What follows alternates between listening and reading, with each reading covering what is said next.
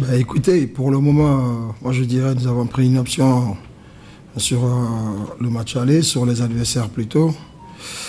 Oui, le match contre la Côte d'Ivoire, ça a été vraiment un match de test pour nous, parce que voilà, vous n'êtes pas sans savoir que la Côte d'Ivoire, les Ivoiriens plutôt, ils sont dans le championnat, ça fait 13 journées, ils sont en jambes, ça nous a permis vraiment d'être en jambes, nous avons tiré les leçons à travers ce match.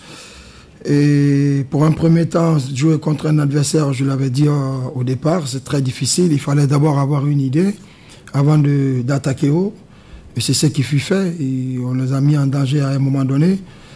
Et voilà, il y a eu des buts tout de suite. Moi, je pense que pour le moment, je suis très content de mes poulains et on va bien préparer le match retour. Mais vous savez, le football d'aujourd'hui, le football n'a pas de vrai. Il ne faut pas vite aller en besoin. On va bien préparer le match retour avant d'aller à Bissau. Ton coach, c'est Kamara Digo de la RTG. Félicitations pour la victoire. C'est ce que les Guinéens attendaient de vous. C'est vrai, on a vu une équipe guinéenne très technique, mais la finition manquait un peu. Les jeunes, par endroits, ne se comprenaient pas. Est-ce que vous comptez vraiment corriger cette autre étape pour ne pas que voilà, ce qui nous arrive par le passé nous arrive en Guinée-Bissau? Une belle question. Je pense que rater des occasions, ça c'est dans l'ADN des footballeurs guinéens, comme vous le savez comme moi. Et moi, en tant que sélectionneur, c'est de continuer à faire mon boulot, corriger les lacunes. Tout ce qui n'a pas marché aujourd'hui, c'est de regarder les images après et on aura le temps. Nous avons encore 6 jours, 7 jours plutôt avant de jouer contre la Guinée-Bissau pour le match retour.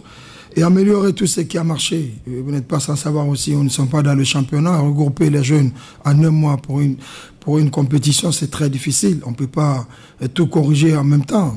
Et préparer la tactique, la condition physique, après 6 mois sans championnat. Mais je ne trouve pas les excuses. Nous avons eu la volonté aujourd'hui de marquer 4 buts. Le plus important d'abord, peu importe la manière, c'est de se qualifier. Bonsoir coach. Félicitations pour cette victoire, Amidou Kibola, africasport.org. Je voudrais savoir ce que vous avez dit aux joueurs après la première période. Sur la dernière action, ils encaissent le but égalisateur. Qu'est-ce que vous leur avez dit dans le vestiaire qui les a galvanisés afin de sortir une performance, j'ai envie de dire XXL en deuxième période, pour s'imposer finalement? Merci. Merci M. Bangoura. Vous savez, c'est match aller. Je pense que l'entraîneur ne doit pas tout exposer devant la presse parce que voilà, ça peut arriver encore au match retour. T'es mon frère, mais ça, je préfère garder discrètement pour le match retour. Je ne souhaite pas que ça arrive, mais voilà, ça a été vraiment un discours pas costaud, très calme, serein, parce que une équipe déjà abattue après avoir encaissé un but à la dernière minute, et quand on crie sur les joueurs, ils sont encore perturbés. J'ai pris au moins 5 minutes sans dire un mot. Après, il y a eu des discussions, il y a eu des causeries dans le calme et ça marche en deuxième mi-temps. Mais je ne peux pas exposer quand même tout ce qui s'est passé.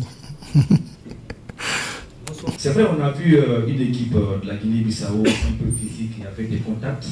C'est vrai, on joue à domicile parce que c'est la Guinée qui a réussi le match. Alors, le match retour, c'est en Guinée-Bissau.